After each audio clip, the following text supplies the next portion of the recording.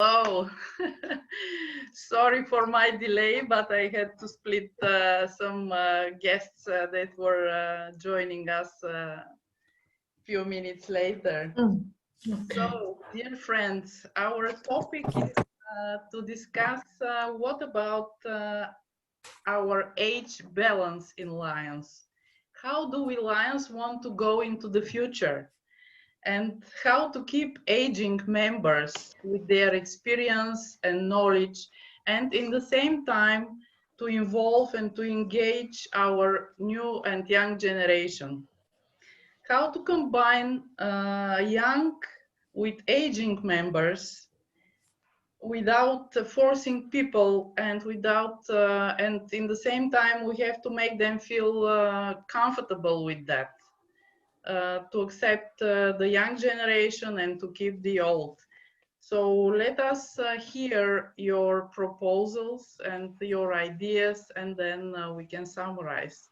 Who is willing to share experience or to propose any ideas how we can keep the balance between ages in Lions for good, for the future? In the new digital era, you know that we cannot do without the young generation, and this is our future, but this is also our today, because if we include them now, they probably will be ready to lead us. Gila is raising her hand. Hello, Gila, and welcome. Hi, it's Gayla. Yeah, But everybody says it wrong, so I'm okay. sorry. I not a problem. I learned from the Leos. When I wanted to buy a new mobile phone, they all talked me into a BlackBerry. I didn't know what it was, but I understood that if I didn't do that, I wouldn't keep up with it. And they pushed me to the digital era. So I've attended an international convention and 3 sessions at All Africa. I'm a trained professional photographer. I now only use a mobile phone. So because of that push, and I think it's up to us as older members to keep up with the technology. I hear too many of my peers going, I'm too old for this. When I hear there's something new, I'm there. I'm learning to do Zoom. I'm learning to do presentation. So I do a lot of facilitation and training in our district. I'm well known. Past international president Gudrun knows Lexi well. She was the first international guest to meet Lexi. I use her a lot in training. I do things differently. So for me, it's quite hard to be stuck behind a computer. So I'm learning to use things like Kahoot, breakaway rooms, because this is the future. And I would foresee when we do training in the future, we are going to go back to doing in person, but we are going to have to use technology because of distance. So in my district, the furthest club from where I live is just over 2,000 kilometers away. So they can't always get to the training, but we can now patch them in electronically. I think the older members need to talk to younger people, and we need to listen to them, because I do find that a lot of older Lions are, we've done it this way for 20 years, that's the way it is. Sometimes if you listen to somebody younger, there's a quicker, smarter, faster way of doing it with a better result. So that's just my opinion. Thank you. Great, thank you, Gayla. Anyone else to add something how we can involve? You probably all know about the Leos and how passionate we feel about them in New Voices, because they are really our new voices. Each Alliance Club can make his own Leo Club, and they are our right hand to do the things that we cannot do. So what do you think about our future? Which is the right way to involve them? Yes, Melissa, great to see you. Welcome. Thank you. I think it's all about respect from both sides. I've taught some Lions in their 70s and 80s how to use Zoom, and you have to be really patient, and you have to be really kind, and you have to say, I will teach you, and we'll go at your pace, and we'll try a little bit, and you can try it, and then you can come back to me with some questions and we'll try it again. And the people that I've worked with have been so appreciative. You know, we've set up the email, and I say you click the blue writing, and they appear on Zoom, and it's like, is that all I have to do? And it's like, yes. And it's like, go and try it with your club. You know, don't do a full business meeting, do a little social, try it out, be patient with each other. And then within a couple of weeks, they're saying, we're doing our club meetings and we've done this on Zoom and we've done that on Zoom. And they need that little clap and they need that little congratulations. And then I say to them, now you go and spread the word. You go and spread the word to other people in your zone, and tell them that it's, you know, just have a try, take it on board, try something new, you know. So it's being really positive and it's being really respectful of everybody's differences, I think. Yes, thank you, Melissa. So do you struggle to attract new members? How do you manage to attract them? And which is the right way, according to you, to approach them, and how to engage them in our clubs and our service, and make them feel interested and appreciated? Yes, Yuznur, welcome. Hello I'm glad from to see Turkey. Well, my style is like how is volunteer has no age, so I use social media so much, and I use posters so much. For example, for their reactions, I use some posters, and then after I take those reactions, I try to make a group with them. The youth and also the mid-aged group, and try to focus on a project according to their attractions, attentions, reactions. And then, like Anelia, we did something with you. I mean, what? I use social media for getting attention to the projects. Yeah. That seems the right way also for us. Yes, it's true. And what else can you share? Do you have any campus clubs or Lion Leos in your districts? Do you approach ex-Leos to come and join our clubs as a Leo Lion? If you know about this program, it is engaging previous Leo members and involving them to become Lions with some reductions of dues. Any one of you to share such experience? Yes, Eleanor. Good afternoon. Good Hi, afternoon. Langia. Gil, how are you? Hi. I am Lion Eleanor, and Julia, it's good to see you. Nice to see you. I am from the Lions Club of Christchurch, West Sub, District 60B, Barbados, and we don't have any problems really with the Leos.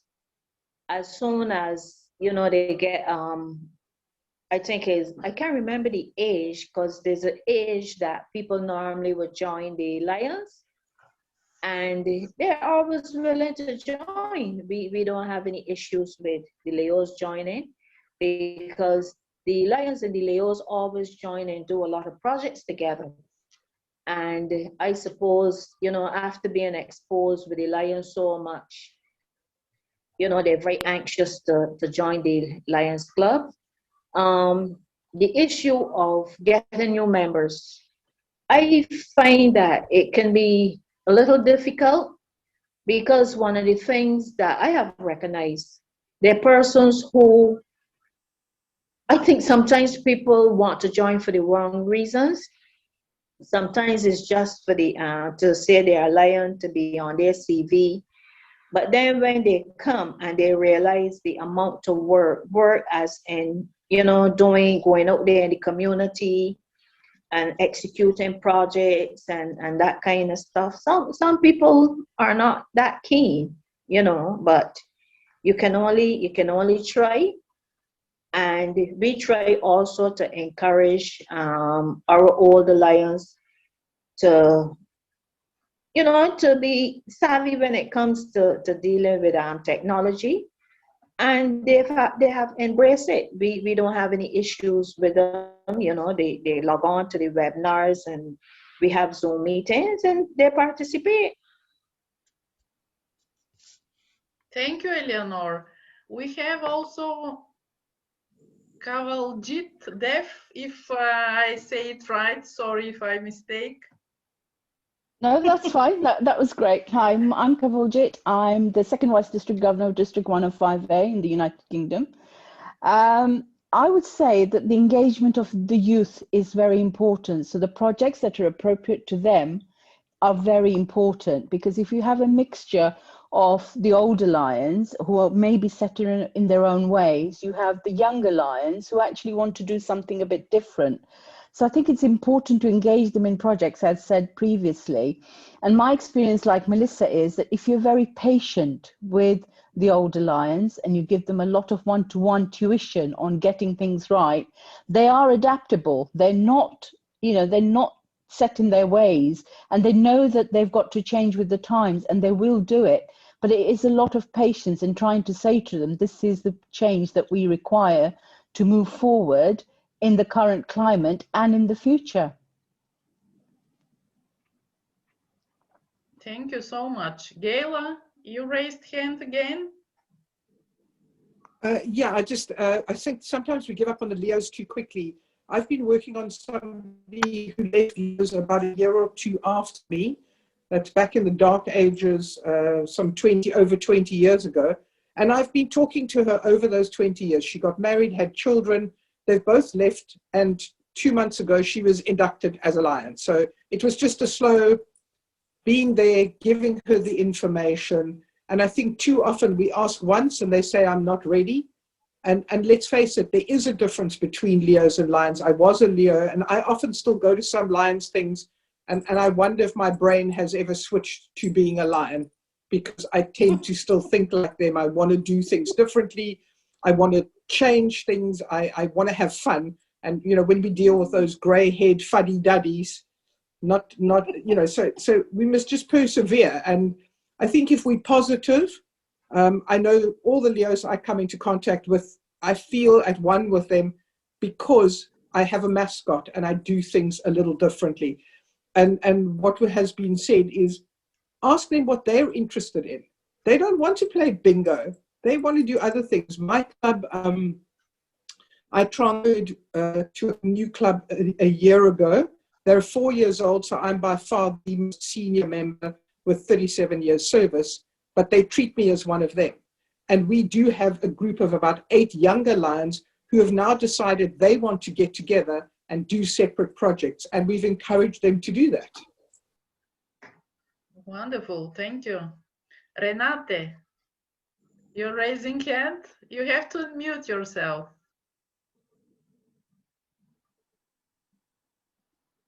Now, yeah, Now it's okay. I'm from Germany, and we have in our district totally different problem. For us, the gender imbalance is the problem, that we don't attract younger lions. So it's connected. And because a lot of all male clubs, already 40, 50 years old clubs, don't attract so much younger lions, and especially no women, because they are not taking them into their club life. So I think we also have to work on gender balance, or on other balances, to attract the younger ones. And what we try now is the clubs who really want to attract younger ones get an age different. We are in the 60s. Some clubs are in average in the 70s. So you can't attract someone who is 30 or 35 because the young ones want to gain something personal too, not only service, also something personal, and not sitting with 70, 80-year-old club members together. So what we try now is, I heard that from another Lions, like a waterfall. A 70-year-old asks 60-year-old ones and so on, so that the 40-year-old ones are asking the 30-year-old ones.